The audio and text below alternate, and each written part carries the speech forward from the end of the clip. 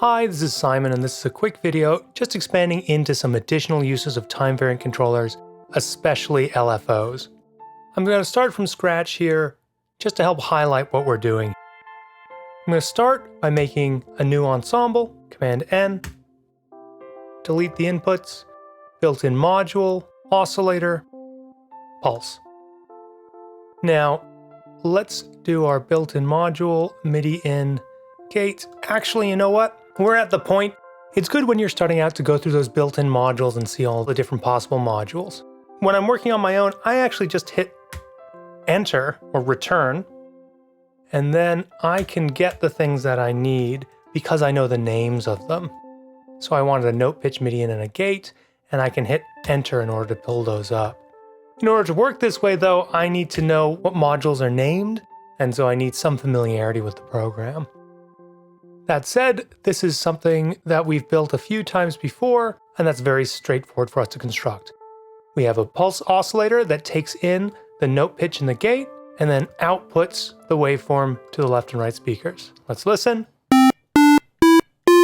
That is surprisingly loud. Let's turn that down a hair. Okay, so we know that if we create a control for this pulse width, we can change the timbre through changing that pulse width. I can add a scope here. Again, I'm going to do this in blocks, blocks base, utilities, scope. And again, this might be in a different place on your computer, and so you just have to look for that scope.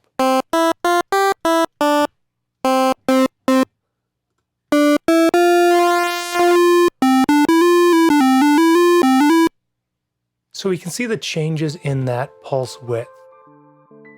Okay, but what we can do now, instead of having a control here, our TVCs can be used to automate anything for us. So let's now add return LFO. There's the LFO. Create control, rename the frequency to rate, the amplitude to depth. I should probably put this inside a macro. New macro. This is going to be my PWM, which stands for Pulse Width Modulation. Command X, Command V, built-in module, terminal, out. Run to the out, then run this. Well, let's think about it. So now we have our LFO, which goes from -1 to 1. We need to know what this W wants. So I can mouse over that. It can go from -1 to 1. Hey, that's exactly what I get from my LFO. So let's wire it up. Mink. Let's clean up our panel.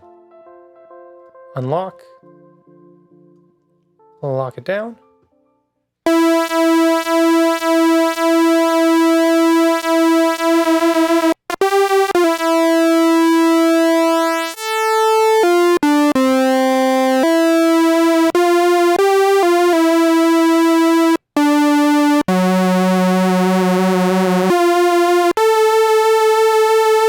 Now we have pulse width modulation in our synth, using the LFO to modulate the pulse width over time. We could do that with an ADSR too if we wanted to change the attack, decay, sustain, and release of that pulse width.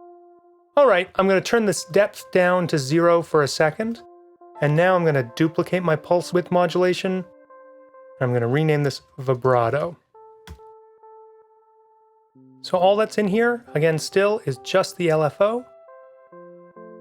Let's go over here with our vibrato, and now, as we did in the last video, we just took the note pitch, return, add, and added the vibrato in order to get this to work. So now let's go, clean up our panel. There's our vibrato, lock it down, a little bit more rate. So we've turned down the depth on the pulse width modulation, so we shouldn't hear that at all, so this should just be vibrato.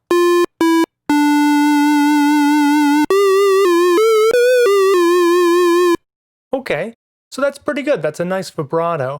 Now, really, when we think about singers or other instrumentalists, the vibrato is something that comes in gradually. Well, I'm not a great singer, but the point is we want this to come in gradually. Now, which of these do we want to come in gradually? Well, if we want how deep the vibrato is to come in gradually, we want the depth to come in gradually. What I'm going to do then is I'm going to add a built-in module. I'm going to add just an AR envelope. So this just has an attack and a release, no decay and sustain. So what'll happen is when the gate comes in, which we'll also get from a gate, so that's when we hit the note, it's going to take the attack time to get up to where we have the depth, and then once we release a key, it'll take that release time to get back down. Now, if the note isn't sustaining after we release the key, like this one, this release actually won't do anything in this ensemble, so I could even just delete that for the moment. Now, what we want to do, again, this will give us an envelope, so this is going from 0 up to 1, so we want to multiply this 0 to 1 by our depth. So when we press a key, it starts at 0. And so since it starts at 0, 0 times the depth is going to be 0. And so the depth of this LFO will be 0, so there'll be no vibrato. But then over the attack time, that vibrato will get deeper and deeper. Let's check it out. So now I have an envelope generator controlling the envelope of an LFO. So this is pretty fast. Let's make this pretty deep so we can hear it, and let's make the attack slow. So now I'm going to hit a key.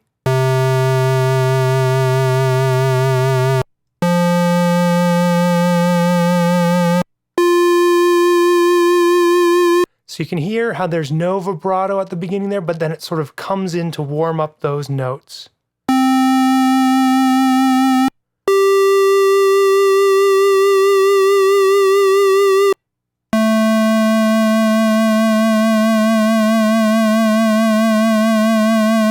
A very nice way to add some sophistication to your sound to make it dynamic over time. Okay, we have a vibrato, we have a pulse width modulation. The other thing that I promised to do was show you how to make a tempo sync auto wah.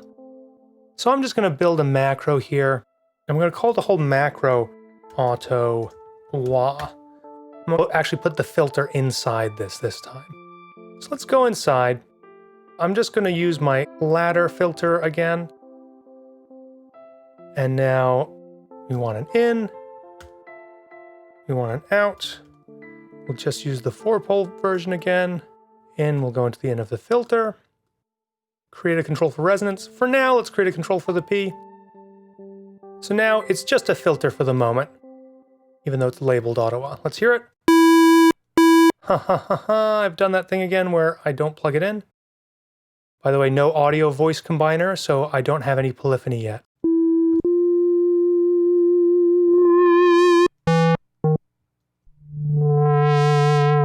Okay, there we go. Now, of course, I'm manually doing the wah there. In order to get it to do it automatically, we need our LFO. I could have copied this from one of my other ones, but I didn't. Rate. Depth. Okay, and now let's take our triangle. The way we did this before is we multiplied. Multiply is the one thing that's hardest to get by doing it that way, just because there's so many things that start with mult, so it's easier just to get it from here sometimes. LFO. Create constant. We did 40 last time. Let's just do that again. We could make this variable if we wanted to. And then let's add that to here. Okay. Let's make this a little bit cleaner here. Cut off, res. Lock it down. It's doing that because the cutoff is very low.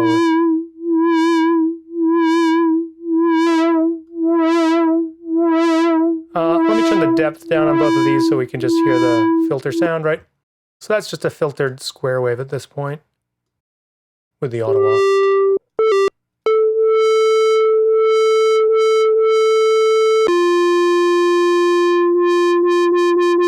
So we're controlling how fast it goes with this rate. I want to do this in a different way now. Instead of controlling it with the rate, I want it to be tempo synced. You might have noticed that in Reaktor up top here, you can set the tempo. If you're running Reaktor as a software instrument within a DAW, such as Logic or Ableton or something like that, it will take the global tempo from that project too. So what we're about to do would be especially useful in that situation. I'm going to take this rate knob and just delete it for the moment. I'm going to use a module called tempo info. So I just typed in temp and it completed that tempo info for me. Let's click on this and let's read what it does. Source for the current tempo measured in beats per second. To get the BPM value, multiply by 60. So this is in beats per second. So let's say this is at 120. So this means there are 2 beats per second. So if I were to run this to here,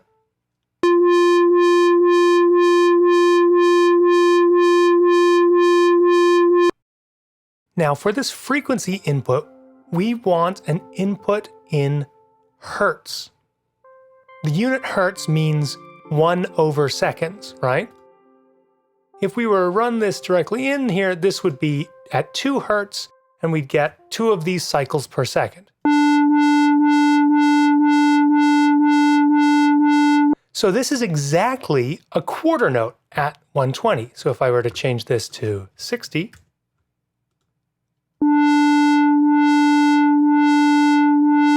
it's going to go through that cycle of the LFO once per second. Let's set it back to 120. So now, if we want a tempo sync LFO that we can change to be different units, we need to do some math on this tempo info. So for example, let's go here.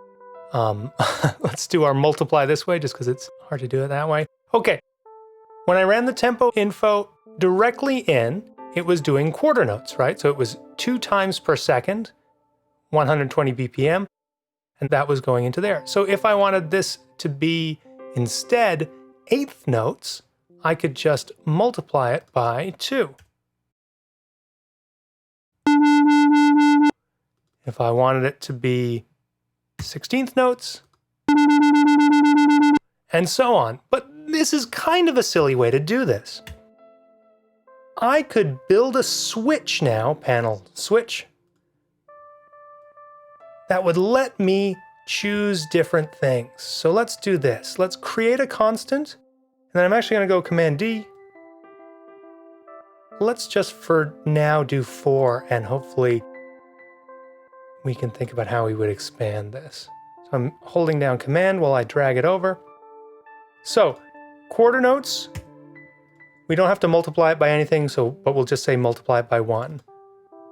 For 1/8 notes, we want to multiply it by 2. For 1/8 note triplets, 3. 16th notes, 4. So now let's rename these in the musical way. Quarter, 1/8. I'm going to call this triplet. I know that's not precise because there are different types of triplets, but let's leave that there for now. 16th. All right, let's go to our panel, unlock it, and there's that switch. I should probably rename this Subdivision, right? So that's what we call it when we spell that right. Looks good. That's what we call it when we split beats. Okay, so let's try this. Set our resonance up. Okay, it's not doing anything because nothing's selected in the switch. Quarter.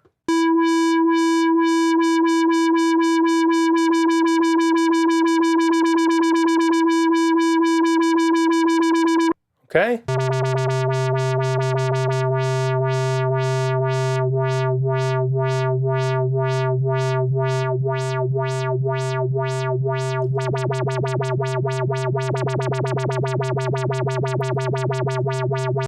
And now we've got a dubstep wobble bass. Well, kind of, maybe I might want to subtract 12 from this somewhere along the lines.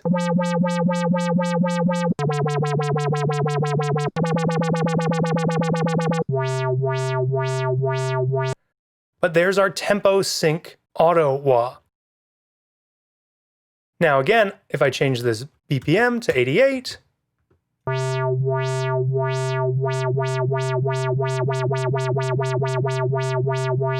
everything's at the new tempo. Let's add our pulse width modulation back in.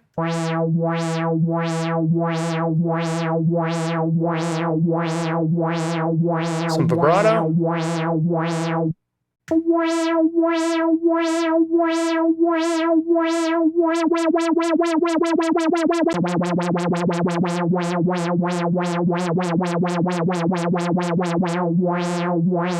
Now I don't have a MIDI controller plugged in at the moment, but I could absolutely do MIDI and OSC learn for this, and then I would have a slider that would let me change that subdivision, and again, really control it like a kind of wobble bass. I didn't build this into the Ensemble 5, the Lesson 5 ensemble that we made, but all of these ideas can be easily brought over. Just add your envelope to the vibrato. You can add the pulse width modulation too, but again, it's only going to affect it when you select the pulse of those oscillators, and then just take your auto wah and build this little thing here to make it tempo synced. Good luck, have fun, let me know what you come up with.